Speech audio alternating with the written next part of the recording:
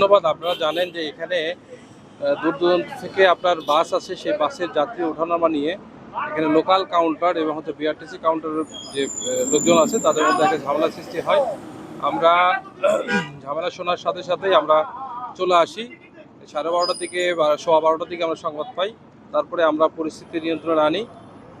এই পরিস্থিতি নিয়ন্ত্রণে আনার পরে এখানে জানতে পারি অলরেডি 4 জন অসুস্থ, গুরুতর অসুস্থ হয়েছে বা তারা ইনজুর হয়েছে। তারা এখন বর্তমানে তাদের বিভিন্ন হসপিটালে চিকিৎসা নিচ্ছে।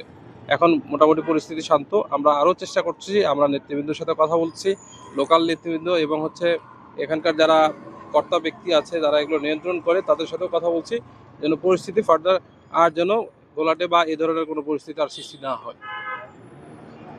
ধন্যবাদ।